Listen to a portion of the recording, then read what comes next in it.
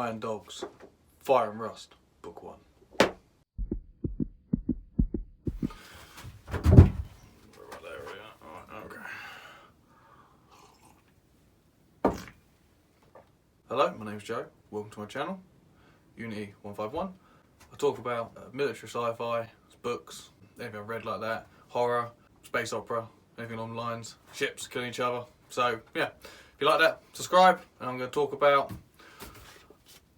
Iron Dogs, Fire and Rust, Book 1 by Anthony James. I'm going to talk spoilers, basically, just, you know, the book, so if you don't have spoilers, sorry. I'm sort of split up into two parts. The first bit, sort of the first part of the book, and I'll talk about the second part. I'll do like what I thought of the first bit, and then sort of what I thought of the second bit, sort of split up into two. Action, sort of like a break, and action again. So, that's what I'm going to talk about. So you're warned. I enjoyed the book. I thought it was quite good. The action was nice. Killing and shooting and ships beating each other up and bits and bobs. Thoroughly enjoyed it. You got some solid characters really. Like most of the characters I knew were different from each other, so like you wasn't getting sort of confused and stuff. So secondary characters were quite nice. And then the third characters who were just cannon fodder and died. A lot of them I didn't really know who they was. It was just sort of this name died, that name died. But it was good. So I've got a few notes that I'm going to go over because there's a lot to remember. So the people you follow is Unity League, and then you're up against, I think it's the Fangrin, I think that's what they're called. And they've been at war for a while. They fight over a resource called Rust. I think it's Rust. Rush. Oh. Rust. It's Rust. I forgot. It's basically like a fuel, or allows them to travel about along them lines. And Unity League are just humans, basically, and the Fangrin. I call them Fangrins, but it's not Fangrins. It's Fangrin. Fangrin. Yeah. Anyway, they're like dogs or something, like big dog sort of bear things. Quite rugged creatures. Bit more. I think a little bit more advanced than what the humans are, and they, I believe, started the war first, and they've basically just been smashing the crap out of them, really. Just sort of beating them all over the place. They haven't killed or destroyed any civilized places or places with civilization, civilians on, but they any military or anything, any rust, but any places with rust or rust mines and stuff like that, they basically just kill and murder everyone, and then they take the rust mines. That's kind of like, it sort of starts off from that sort of point. You follow a guy called Commander Jake Griffin. He's the main guy you follow. He flies, it's called the Fixer. It's a Viper class assault ship. And he's part of another big group of ships. They go to a planet called Graxol 4. Yeah, he's got, there's another secondary character to him is Second Lieutenant Cassie Dominguez. I can't remember, butchered that. Dominguez. Yeah, through the whole book I was like, Dominguez? Guzu? Yeah, so then they're basically like, there's other characters, but I sort of don't really remember them, but they're the main two characters on his ship. They come to this the planet, big gas planet or something like that. I don't know, couldn't quite, or not gas planet because there's nothing in there. Anyway, they turn up there. The rest of the carrier groups in space, they go down to the planet because they've got a funny suspicion that there might be something in there. As they go down there with the Fixer. No, they're the Fixer. Hell to Pay is a bomber ship. And then you've got No Fear, which is a drop ship, which has troops on. The drop ship has got Lieutenant Tanner Conway. He's quite cool. He's like an old grumpy git. I liked him. And he's got his number, sort of the number 2 to him. He's Lockhart. I can't remember what rank he was. Yeah, I should really look in the book, but oh well. So they go down to the planet. They find the rust mine, which the Fangrins have got. They go down there, and it's massive, huge. And there's two cargo ships full of this rust mine stuff. They send the ships down there. They start shooting and blowing people up. People start shooting them, blowing them up. The carrier groups in space. They're having a big battle. They're blowing each other up. People are dying left, right, and centre. Then they drop. The dropship drops. All the troops go out there. There's 100 troops everywhere. They're running around, sort of shooting each other and stuff. It kind of reminded me. The planet was very much like in my head, actually from Gears of War, the Gears of War 1, the multiplayer, where you're on Fuel Depot. That's it. I think it's Fuel Depot. Reminded of that. That's kind of like that, but very blizzardy, but like dust and stuff. That's kind of really what it sort of reminded me of. Yeah, that was basically just sort of hiding. We're trying to find the dogs. That's what they call. They call the fangrins, the dogs. Trying to find them because they just sort of like got the fuck out of there. Even though they like to fight, they don't like to fight, but they will fight. They done a runner. Then they find some of their guys dead. He's called Jake actually, or Jack or something like that. He's dead, and they're dead in the room. And then they sort of have a little bit of shoot 'em up. While this is going on, the guys in space, they get fucked up. They was winning, but then they end up losing, and they're sort of all getting killed. I think that's it. The Fixer with Griffins, he goes up because someone's shooting him, or someone else is doing something. His ship sort of like loses power and starts crashing to the ground. They then sort of survive the crashing by jump starting somehow, something I can't remember. They crash. So they see some alien ship, another alien ship, different one they haven't seen, not the dogs. They turn up, they look like they're dead, so then they bugger off. They get a ship going. That same ship then goes over where all the rest of the troops are trying to fight, the UL, which is Unity League, who are fighting the dogs. They're fighting each other. This other ship turns up, starts blitzing and just absolutely killing everyone, slaughtering, just bomb, dying, explosion, death, chaos. Yeah, they'll get fucked up. Sorry, swearing. After that all happens, mate boy the Fixer comes back. He starts having a war. They fight the war. It's sort of a one-on-one battle. They're shooting each other, sort of chasing each other around, and he does a trick, goes up, goes back down to hide, turns around, drives back up, or flies up, something like that. Sends a load of missiles up, hit, does him. That's it. That's that. That random enemy ship gets destroyed. Crash to the floor. The ones on the ground, Conway and his fellas, they find one of the cargo ships, go to the cargo ship. They then find dead dogs, and they find these other things which are invisible. They call them raggers, I think they call them. Yeah, raggers, they call them raggers. They're like slender, tall things, alien looking creatures with like a black suit, I think. It's a black armoured suit, but he's not very armoured. Even though it's an armoured suit, but it's not very armoured because it's a cloaking thing, and then they have a freeway battle and people die, and then they somehow they get off the planet with the cargo ship and the Fixer. I think the bomb had hell to pay. They crashed and died miserably. So that's quite cool. That's the first part of the book. Oh, they got away with some coordinates to the dogs' comms relays or something like that.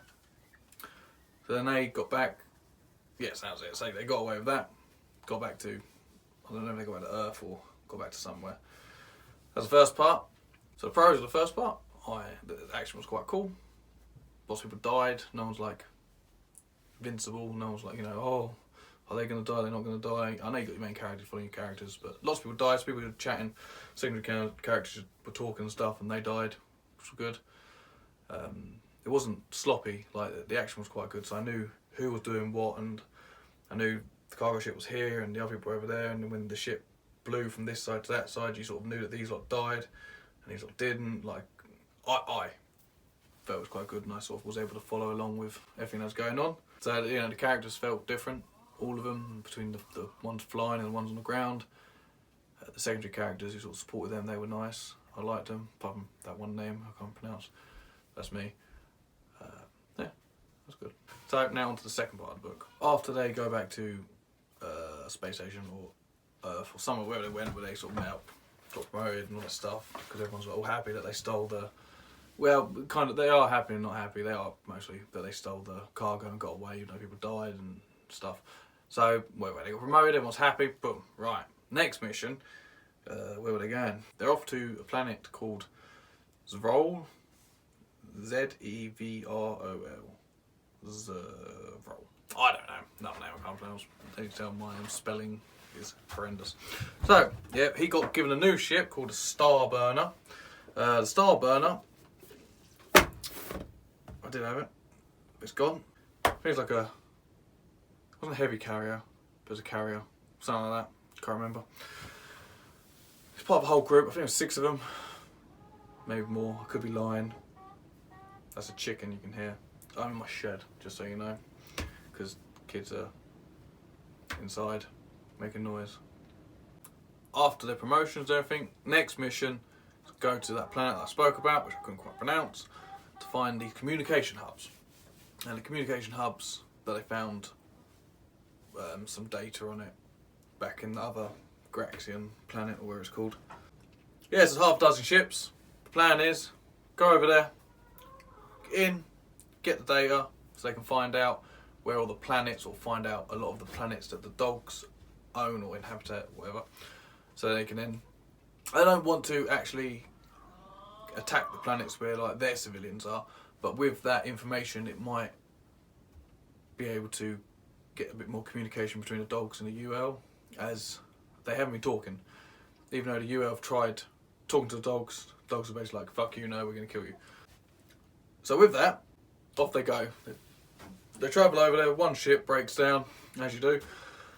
They land there, I think there was 6 or a dozen. It's always 6 or a dozen, isn't it? Satellites, big satellites. Satellites you can go in. They turn up. We've got a big heavy carrier over here. We've got the main people in there. Another main person. Character, I don't know who it is. Some lady. Very feisty lady. She's there. All the little ships everywhere. They all go to each one of the satellites to send their troops, to go inside, have a look, find, to get the data so they can find out where all the ships are and the planets are, sorry. All the dogs' home worlds and all that stuff. So, that's that. Dandy job. They go in there. Conway is on Griffin's one. He goes in with his merry band of men. I think about 50 men. I think it's 50 men. They go into the first satellite. There'd already been fighting going on and it sort of depressurises holes. So something's already happened. They've gone in there. Other people are in the other satellites doing the same thing. While they're going in there, they then start fighting. I think they fight the dogs. I can't remember. But I know they find the raggers in there. The raggers are the main bad ones in there. They start having a fight with them. People dying, left, right and centre. All going down again. Shit. Fan. Hit. Good. So obviously the raggers are after the same information that the UL are. That's obviously why the raggers were at the other mining place as well. So they turn up. They start fighting in space. The raggers start fighting the UL in space. Griffin and obviously their merry band of men. They've got to work out how to fight them because they're invisible, because the ships are cloaked, and end up, they sense when they fire up their railguns to shoot at the UL. When they do that, they can detect the charge or something, so they can fire back and sort of, they're like a battleships game sort of things. That was quite good, really. That was quite nice. The people on the satellite, they then realise that they're not the main satellites to get the information. There's actually a place on the planet. So what they have to do is then get out of there, go down to the planet. They can't get no communication because I think the raggers are jamming them. So they just fuck off, bugger off they go down to the planet. They go down to the planet. Huge, great construction underground. It's new from the top. Further down it goes older because they originally dug down. The dogs like to dig, who knew? They go down, they dug the hole and built up bigger, and then they made it new down, or updated it new down, and further down didn't get it updated, I believe, something like that. They go in there, raggers everywhere, so they're fighting them all over the place, trying to get to where they are. They usually end up losing a lot of men. A lot of people die, and ladies as well. They all get shot, killed, and blown up, and stuff like that. A lot of good fighting goes down in the halls. Kind of remind me of like Aliens, really.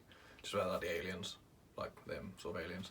But the way they're fighting each other, like just like yeah. Then the dogs turn up.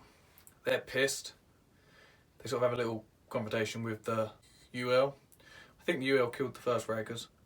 Yeah, it did kill some of the raggers ships, but then more Ragga ships start fighting the dogs. So then the dogs, the UL, and the Raggas sort of have a three-way fight. But they don't have a three-way fight. They stop. The UL help the dogs because the Raggas are smashing the crap out of the dogs, and the dogs have got a massive fleet there, and they're getting hammered.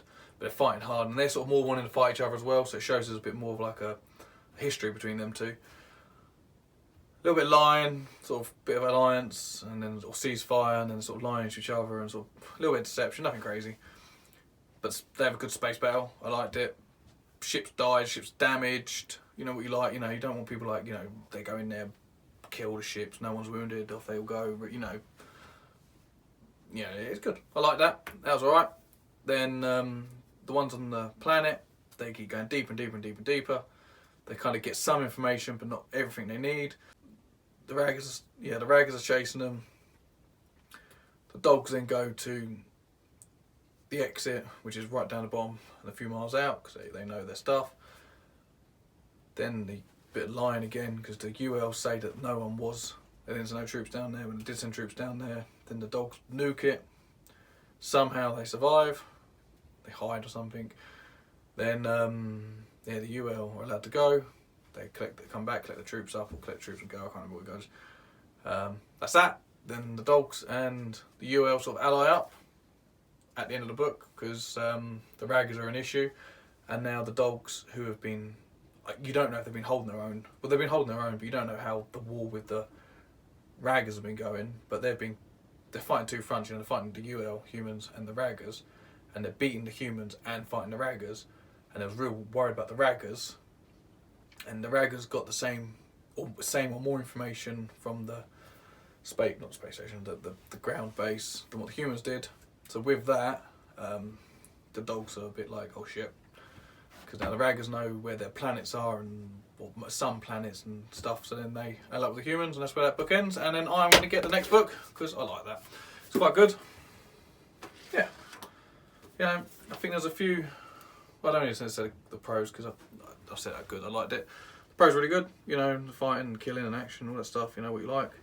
The only real cons was it's not just this. It just always bugs me when it's like you got thousands and thousands of people on the ships, and they're trying to find where, like, how to find the Raggas through the sensor thing that's going to charge the rails up, or where the base is down the ground. And it's always your main characters or the people who are right next to your main characters who figure this information out. And I don't know, it just pisses me off. Not so much this, just all of it. Like, you know, like, oh yeah, we worked it out. Me and you. I mean, there's thousands of people, smart people, all over everywhere. But we figured it out. No, I don't know. It just sort of pisses me off. I don't know. We called it like someone else on another ship was like, oh, this was. And they're like, oh yeah, and then they sort of put that and that together and worked it out and did it. But it's like they seem to do everything, all the finding out where, you know, how to fight the Raggas and all that crap. So I don't know, just sort of, little stuff like that bugs me. Yeah, that's good. I'm not gonna like talk about spelling and grammar because my spelling grammar's, you know, I ain't got no right doing that. But whatever way, I enjoyed the book. It was real good.